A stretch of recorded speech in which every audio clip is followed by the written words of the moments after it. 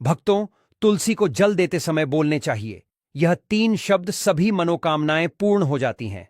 आज के इस वीडियो में हम जानेंगे तुलसी को जल देते समय क्या बोलना चाहिए। एक बार की बात है, देवी सत्यभामा ने भगवान श्री कृष्ण से तुलसी को जल देने का महत्व पूछ लिया था। तब भगवान श्री कृष्ण ने उन्हें उसका महात्म्य सुना दिया था। आगे देवी सत्यभामा कहती हैं, हे स्वामी, आपने मुझे तुलसी को जल देने का महत्व तो बता दिया है, किंतु अब मेरे मन में यह जानने की जिज्ञासा हो रही है कि तुलसी को जल कैसे देना चाहिए। तुलसी को जल देने की सर्वोत्तम विधि कौन सी है तथा तुलसी को जल देने का मंत्र कौन सा है। कृपया आप मुझे इन सभी प्रश्नों का उत्तर दें। तब भगवान श्री कृष्ण देवी सत्यभामा से कहते हैं, हे प्रिय जी, इस प्रकार से मैंने तुम्हें तुलसी का महात्म्य सुनाया है, उसी प्रकार से तुलसी को जल देते समय बोले जाने वाले मंत्र का भी बड़ा महत्व। यह मंत्र केवल 3 शब्दों का है, किंतु इसका प्रभाव बहुत कल्याणकारी है।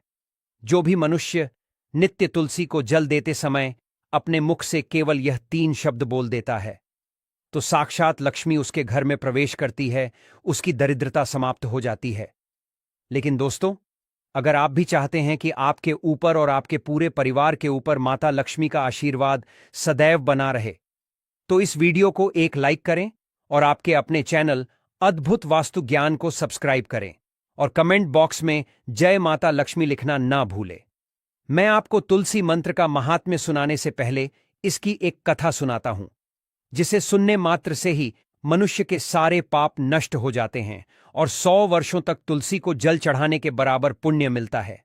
इसलिए हे देवी, इस कथा को ध्यान से सुनना बहुत जरूरी है। सत्यभामा ने श्री कृष्ण से कहा, हे प्रभु, मैं इस कथा को पूरी तरह से सुनूंगी, कृपया मुझे तुलसी मंत्र का महात्म्य बताइए। श्री कृष्ण बोले, हे देवी सत्यभामा, बहुत समय पहले दक्षिण दिशा में एक सुंदर नगरी थी, जो अपने वैभव और शोभा के लिए प्रसिद्ध थी। उसी नगरी में सुशर्मा नाम का एक ब्राह्मण रहता था, लेकिन वह सिर्फ नाम का ब्राह्मण था। उसके कर्म ब्राह्मणों के विपरीत थे। उसके परिवार के लोग भी धर्म, कर्म और शास्त्रों के ज्ञान से कोसों दूर थे। इसी कारण सुशर्मा ने बचपन से ही गलत राह पकड़ ली थी। वह अधर्म और बुरे आचरण में लिप्त रहता था। न तो उसने वेद पुराण पढ़े, न ही किसी तरह के धार्मिक अनुष्ठान में रुचि ली। पूजा पाठ, जप तप और हवन जैसे पवित्र कार्यों से उसका कोई संबंध नहीं था। वह न तो साधु संतों का आदर करता और न ही किसी भूखे या जरूरतमंद को भोजन कराता। अगर कोई अतिथि उसके घर आ जाता तो वह उसका सत्कार करने की बजाय क्रोध से भर जाता और उसे दुत्कार कर भगा देता। न ही वह किसी को दान दक्षिणा देता, बल्कि जो भी मांगने आता उसे तिरस्कार से देखता और अपमानित करता। स्त्रियों के प्रति उसका आचरण भी अत्यंत निकृष्ट था। वह पराई स्त्रियों की ओर लालसा भरी दृष्टि से देखता और उन्हें प्रलोभन देकर अपने अधर्म के मार्ग पर ले जाने का प्रयत्न करता।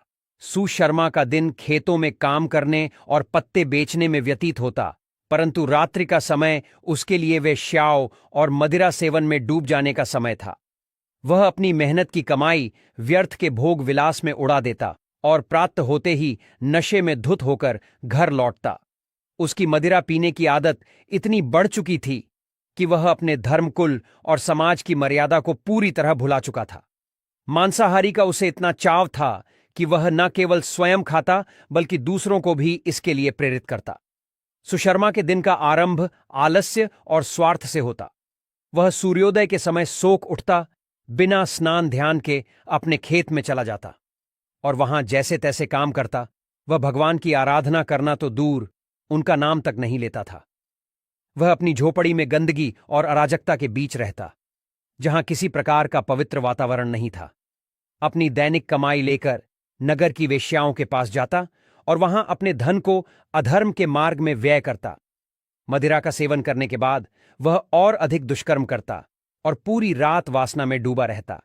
नगर की वेश्याएं भी उसे एक लालची और पथिक व्यक्ति मानती थीं, किंतु उसकी धनराशि के कारण उसे सहन करती थी। इस तरह सुशर्मा ने अपने जीवन के कई साल अधर्म, पाप और बुराई में ही बिता दिए।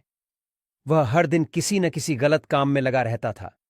एक दिन हमेशा की तरह वह पत्ते इकट्ठा करने के लिए नगर के बाहर निकला, लेकिन उसकी नीयत साफ नहीं थी। वह बस आलस्य और लालच में डूबा हुआ था।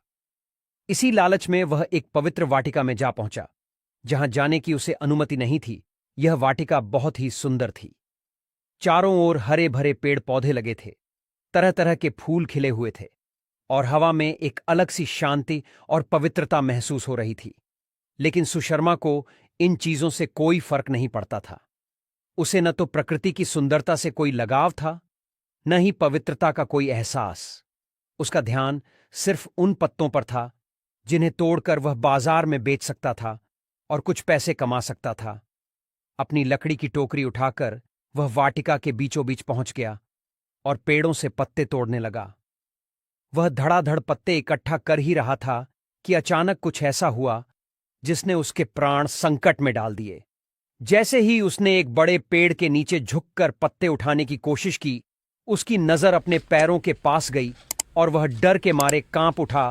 घास के बीच में एक विशाल काला सर्प कुंडली मारे बैठा था। यह कोई साधारण सांप नहीं था। उसकी काली चमड़ी सूरज की रोशनी में अजीब सी चमक रही थी और उसकी लाल जलती हुई आंखें सुशर्मा को घूर रही थीं। उसकी फुफकार इतनी भयानक थी कि ऐसा लग रहा था जैसे वह खुद यमराज का दूत हो, जो पापियों को दंड देने के लिए आया हो। इससे पहले कि सुशर्मा कुछ समझ पाता या भागने की कोशिश करता, वह सर्प फुर्ती से आगे बढ़ा और उसके पैर में तेजी से काट लिया। यह काटना मामूली नहीं था, बल्कि एक भयानक दंड था। सर्प का जहर इतना घातक था कि कुछ ही पलों में सुशर्मा की हालत बिगड़ने लगी। उसका शरीर सुन्न होने लगा, आंखें उलट गईं और वह जमीन पर गिर पड़ा।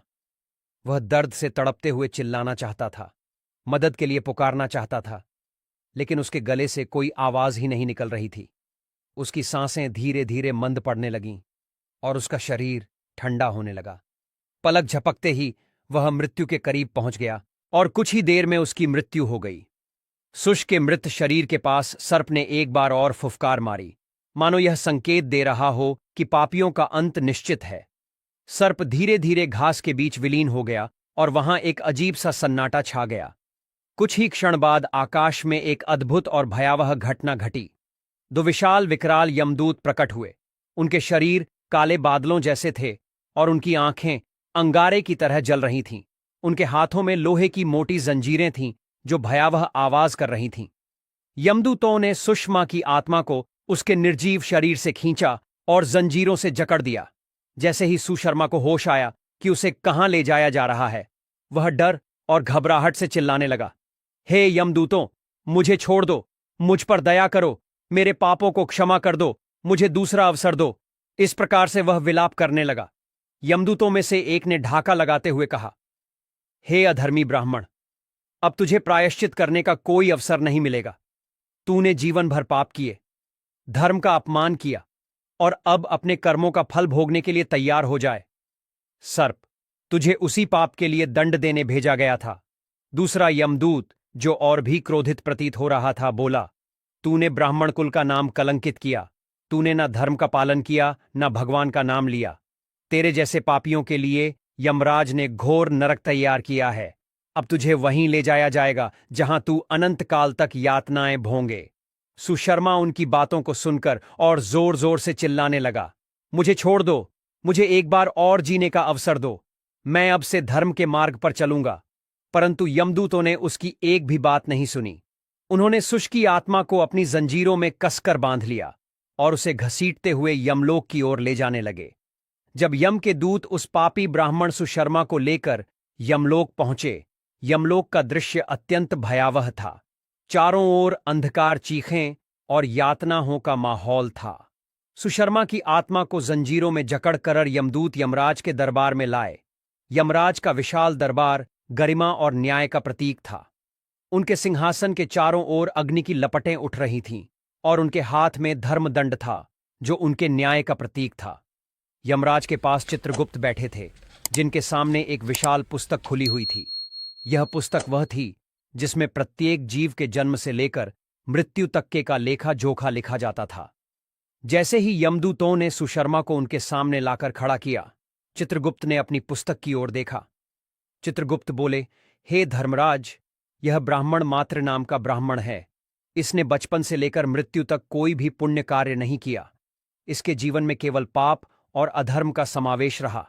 यह न केवल धर्म का पालन करने में असमर्थ था, बल्कि दूसरों के लिए भी बाधा बना, और कुछ ही देर में उसकी मृत्यु हो गई। सुश के मृत शरीर के पास सर्प ने एक बार और फुफकार मारी, मानो यह संकेत दे रहा हो कि पापियों का अंत निश्चित है। सर्प धीरे धीरे घास के बीच विलीन हो गया और वहां एक अजीब सा सन्नाटा छा गया। कुछ ही क्षण बाद आकाश में एक अद्भुत और भयावह घटना घटी। दो विशाल विकराल यमदूत प्रकट हुए। उनके शरीर काले बादलों जैसे थे और उनकी आंखें अंगारे की तरह जल रही थीं। उनके हाथों में लोहे की मोटी जंजीरें थीं जो भयावह आवाज कर रही थीं। यमदूतों ने सुषमा की आत्मा को उसके निर्जीव शरीर से खींचा और जंजीरों से जकड़ दिया। जैसे ही सुशर्मा को होश आया कि उसे कहां ले जाया जा रहा है, वह डर और घबराहट से चिल्लाने लगा, हे यमदूतों, मुझे छोड़ दो, मुझ पर दया करो, मेरे पापों को क्षमा कर दो, मुझे दूसरा अवसर दो। इस प्रकार से वह विलाप करने लगा। यमदूतों में से एक ने ढाका लगाते हुए कहा, हे अधर्मी ब्राह्मण, अब तुझे प्रायश्चित करने का कोई अवसर नहीं मिलेगा। तूने जीवन भर पाप किए, धर्म का अपमान किया और अब अपने कर्मों का फल भोगने के लिए तैयार हो जाए। सर्प, तुझे उसी पाप के लिए दंड देने भेजा गया था। दूसरा यमदूत, जो और भी क्रोधित प्रतीत हो रहा था, बोला, तूने ब्राह्मण कुल का नाम कलंकित किया। तूने न धर्म का पालन किया, न भगवान का नाम लिया। तेरे जैसे पापियों के लिए यमराज ने घोर नरक तैयार किया है। अब तुझे वहीं ले जाया जाएगा जहां तू अनंत काल तक यातनाएं भोंगे। सुशर्मा उनकी बातों को सुनकर और जोर जोर से चिल्लाने लगा, मुझे छोड़ दो, मुझे एक बार और जीने का अवसर दो, मैं अब से धर्म के मार्ग पर चलूंगा। परंतु यमदूतों ने उसकी एक भी बात नहीं सुनी। उन्होंने सुश की आत्मा को अपनी जंजीरों में कसकर बांध लिया और उसे घसीटते हुए यमलोक की ओर ले जाने लगे। जब यम के दूत उस पापी ब्राह्मण सुशर्मा को लेकर यमलोक पहुंचे, यमलोक का दृश्य अत्यंत भयावह था। चारों ओर अंधकार, चीखें और यातनाओं का माहौल था। सुशर्मा की आत्मा को जंजीरों में जकड़कर यमदूत यमराज के दरबार में लाए। यमराज का विशाल दरबार गरिमा और न्याय का प्रतीक था। उनके सिंहासन के चारों ओर अग्नि की लपटें उठ रही थीं और उनके हाथ में धर्मदंड था, जो उनके न्याय का प्रतीक था। यमराज के पास चित्रगुप्त बैठे थे, जिनके सामने एक विशाल पुस्तक खुली हुई थी। यह पुस्तक वह थी जिसमें प्रत्येक जीव के जन्म से लेकर मृत्यु तक के का लेखा जोखा लिखा जाता था। जैसे ही यमदूतों ने सुशर्मा को उनके सामने लाकर खड़ा किया, चित्रगुप्त ने अपनी पुस्तक की ओर देखा। चित्रगुप्त बोले, हे धर्मराज, यह ब्राह्मण मात्र नाम का ब्राह्मण है। इसने बचपन से लेकर मृत्यु तक कोई भी पुण्य कार्य नहीं किया। इसके जीवन में केवल पाप और अधर्म का समावेश रहा। यह न केवल धर्म का पालन करने में असमर्थ था, बल्कि दूसरों के लिए भी बाधा बना। इसने अतिथियों को अपमानित किया, पराई स्त्रियों पर आसक्ति रखी, मदिरा और मांस का सेवन किया और दान या धर्म का कोई कार्य नहीं किया। इसने अपने ब्राह्मण का घोर अपमान किया है। इसने ना तो भगवान का स्मरण किया, ना ही अपने कर्मों का कभी प्रायश्चित किया। यहां तक कि अपनी मृत्यु से पहले भी इसे पश्चाताप नहीं हुआ। यह व्यक्ति घोर पापों का बागी है। इसके लिए नरक के द्वार खुले हैं। यह सुनकर यमराज ने अपनी गंभीर आवाज में कहा, हे दूतों, यह घोर पापी ब्राह्मण, जिसने न केवल अपने जीवन को कलंकित किया, बल्कि ब्राह्मण जाति की मर्यादा को भी नष्ट किया, अब अपने कर्मों का फल भोंगे। इसे उठाकर नरक में ले जाओ और वहां की भयंकर अग्नि में धकेल दो। यह अनेक वर्षों तक यातनाएं भोंगे और फिर इसे अगले जन्म में पशु योनि में भेजा जाएगा, जहां यह अपने पापों का दंड भोगे। यमदूतों ने धर्मराज की आज्ञा का पालन किया। उन्होंने सुषमा की आत्मा को जंजीरों में कसकर खींचा और नरक की ओर ले जाने लगे। सुशर्मा भय और पीड़ा से चिल्लाने लगा, लेकिन यमदूतों ने उसकी एक सुनी। वे उसे घसीटते हुए नरक के द्वार पर लाए। नरक का दृश्य अत्यंत भयावह था। वहां चारों ओर धधकती हुई अग्नि थी और पापियों की चीखें आकाश को कंपा रही थीं। वहां की गंध और वातावरण ऐसा था कि किसी भी आत्मा को कांपने पर विवश कर दे। यमदूतों ने सुषमा को घसीटकर नरक की भयंकर अग्नि में धकेल दिया।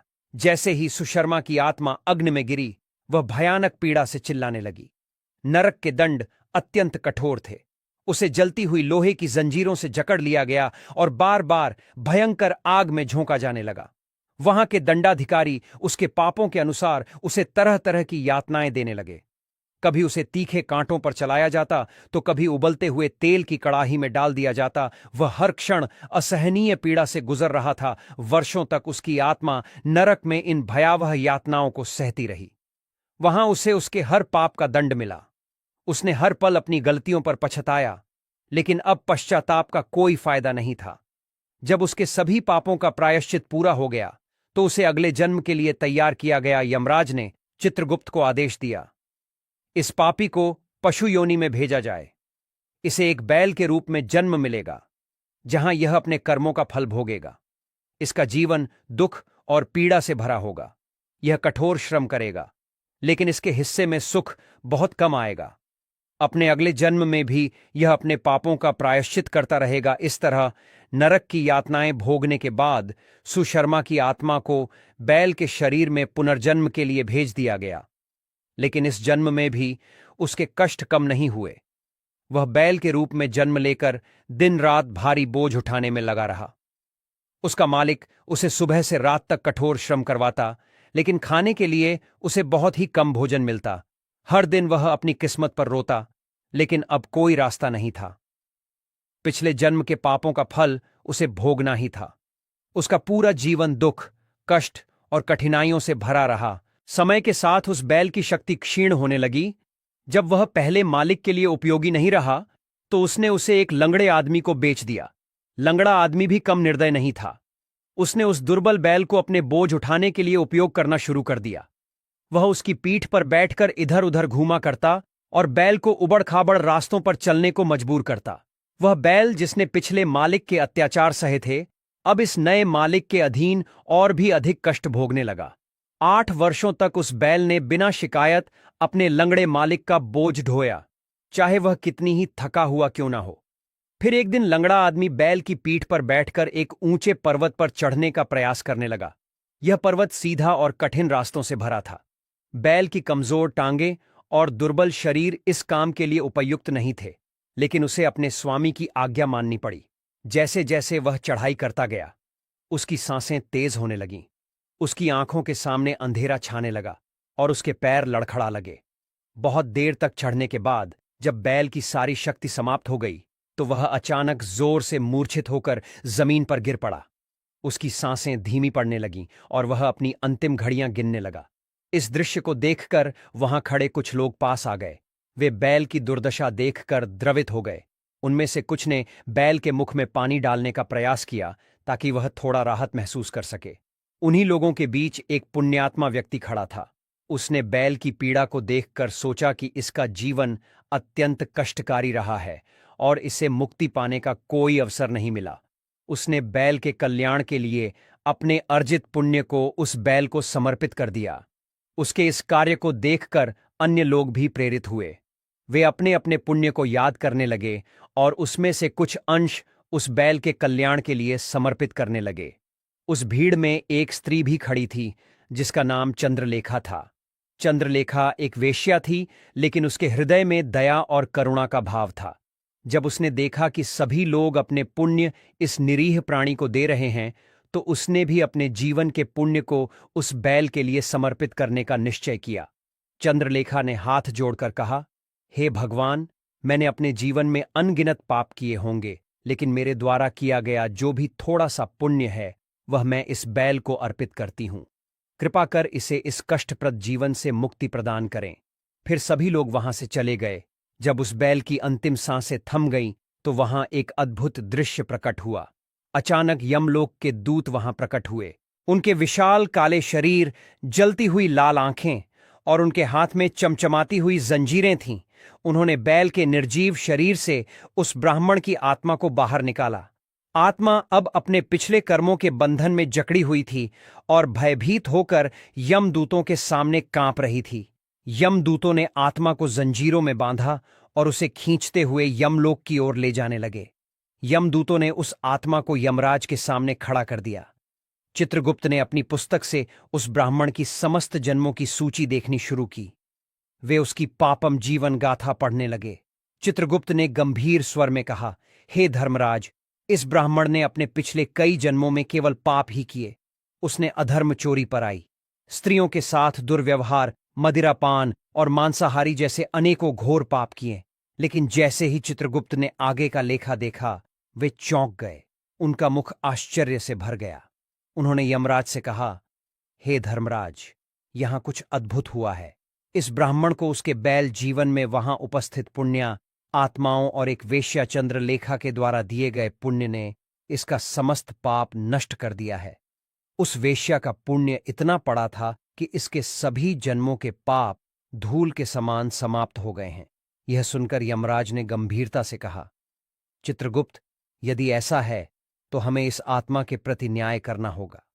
फिर उन्होंने उस ब्राह्मण की ओर देखा और कठोर स्वर में बोले, हे ब्राह्मण, तुम्हारे पिछले सभी जन्मों में तुमने अधर्म और पाप का जीवन जिया। तुम्हारे कर्म तुम्हें नरक की अग्नि में झोंकने के लिए पर्याप्त थे। लेकिन उस वेश्या चंद्रलेखा ने अपनी दया और करुणा से तुम्हारे लिए अपने अर्जित पुण्य का दान किया। उसके इस महान कार्य ने तुम्हारे समस्त पापों को नष्ट कर दिया है। तुम पर उसका बहुत बड़ा उपकार है। यमराज ने आगे कहा, उस पुण्य के कारण अब तुम्हें नरक नहीं भेजा जाएगा। तुम्हारे सभी पाप समाप्त हो चुके हैं और तुम्हें मनुष्य योनि में एक नया जीवन प्रदान किया जाएगा। लेकिन ध्यान रखना, यह तुम्हारा अंतिम अवसर है। अब से तुम्हारे कर्म ही तय करेंगे कि तुम्हारी आत्मा स्वर्ग में जाएगी या फिर से उघोक्ति को प्राप्त होगी। यमराज की बात सुनकर उस ब्राह्मण की आत्मा आंसुओं से भर गई। उसने हाथ जोड़कर कहा, हे धर्मराज, मैं उस वेश्या चंद्रलेखा का सदा ऋणी रहूंगा। उसने मेरे जैसे पापी पर दया की और मुझे एक नया जीवन दिया। मैं वचन देता हूं कि अब मैं धर्म और सत्य के मार्ग पर चलूंगा। यमराज ने धर्मदंड उठाकर घोषणा की, हे यमदूतों, इस आत्मा को मनुष्य योनि में पुनः जन्म के लिए भेजो। इसे एक ऐसे परिवार में जन्म मिलेगा जहां धर्म और सत्य का पालन होता हो। अब यह अपने कर्मों से अपने जीवन को सुधारने का प्रयास करें।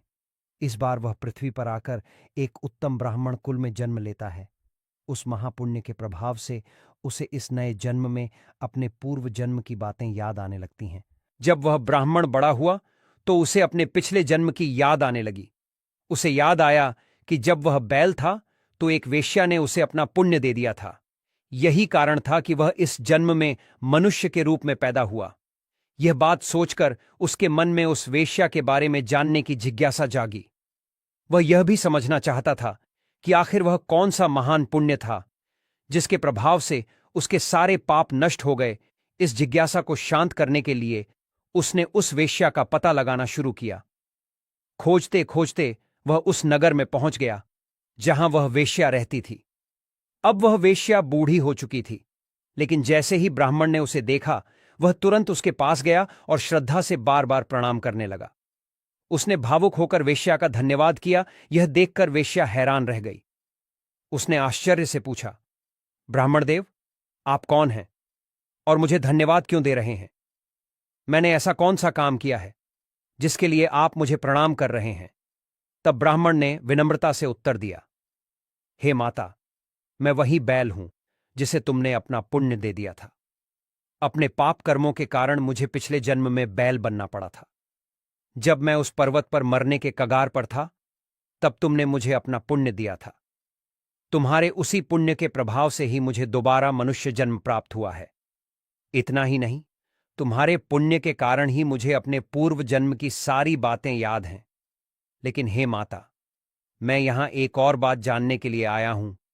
आखिर वह कौन सा पुण्य था जिसे देकर तुमने मेरे सभी जन्मों के पाप नष्ट कर दिए? मैं उस पुण्य के बारे में जानना चाहता हूं।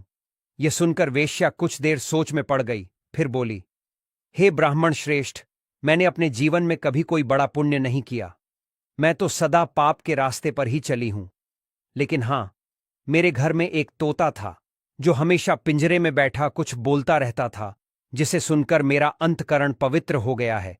उसी तोते के द्वारा बोले गए मंत्र का पुण्य मैंने तुम्हें दान में दिया था।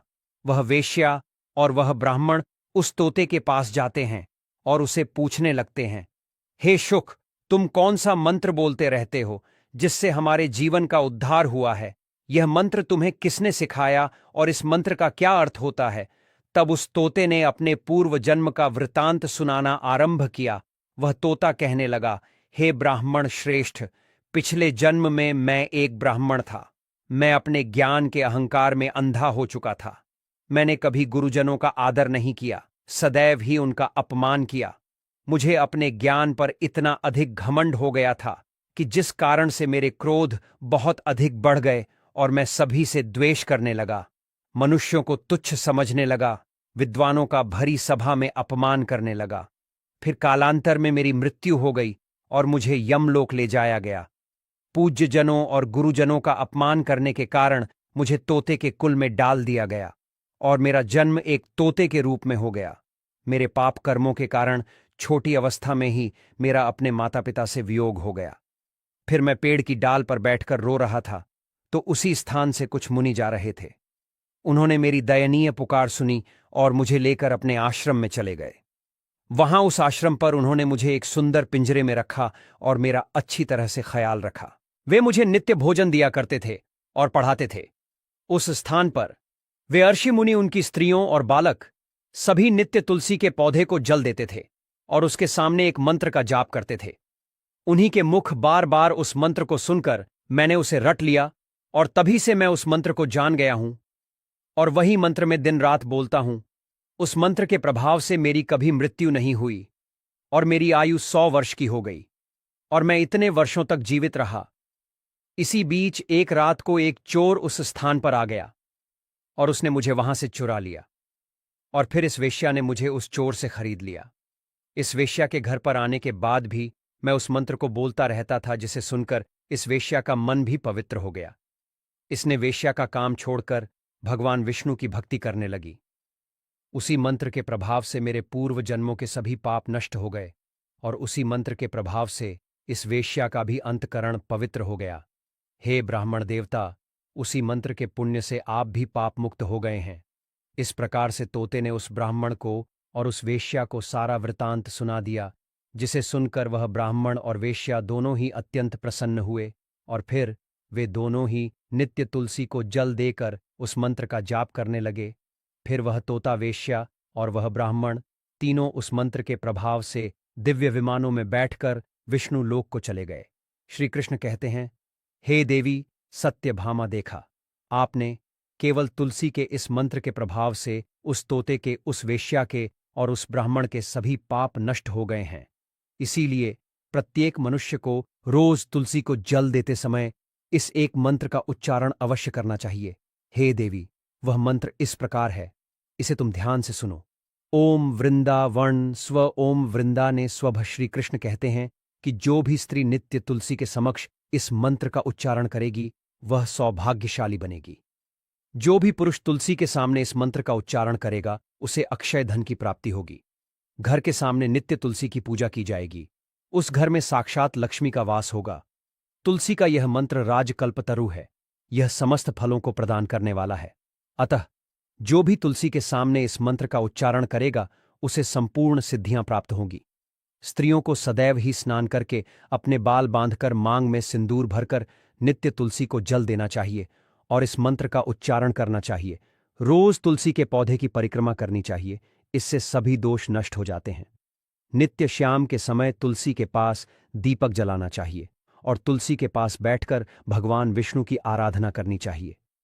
तुलसी के पास दीपक जलाने से मनुष्य को धन धान्य की प्राप्ति होती है। हजारों अमृत के घड़ों से नहलाने पर भी श्री हरि को उतनी तृप्ति नहीं होती। श्री कृष्ण कहते हैं कि जितना पुण्य मनुष्य को तुलसी का एक पत्ता चढ़ाने से मिलता है, उतना ही पुण्य 10,000 गायों के दान से प्राप्त होता है। जो व्यक्ति मृत्यु के समय अपने मुख में तुलसी पत्र या तुलसी जल ग्रहण करता है, वह अपने सभी पापों से मुक्त होकर सीधे श्री कृष्ण के धाम चला जाता है।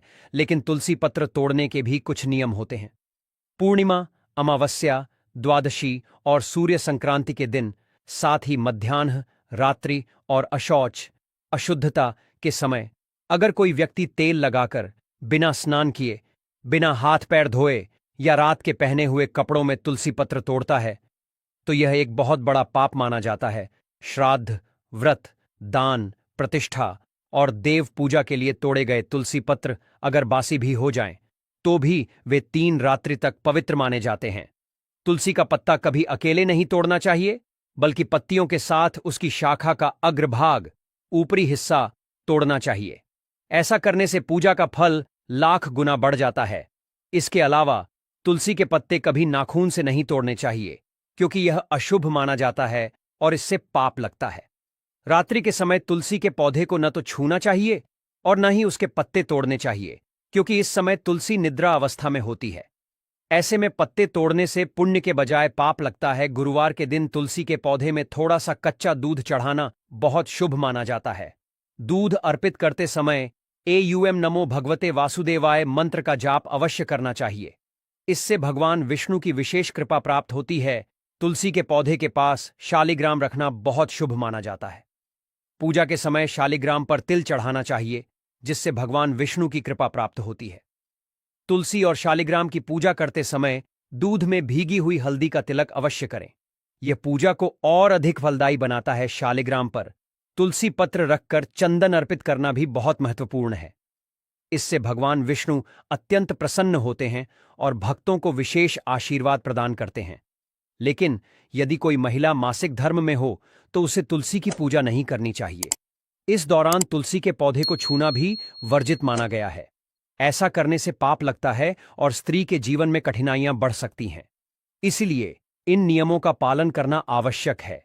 इस प्रकार भगवान श्री कृष्ण ने देवी सत्यभामा को तुलसी को जल अर्पित करने के मंत्र का महत्व बताया और समझाया कि तुलसी की पूजा से कितने अद्भुत लाभ मिलते हैं। हमारे प्रिय दर्शकों, यह तमाम जानकारी जन रुचि को ध्यान में रखकर दी जा रही है। ज्योतिष और धर्म के उपाय को अपनी आस्था और विश्वास पर आजमाएं।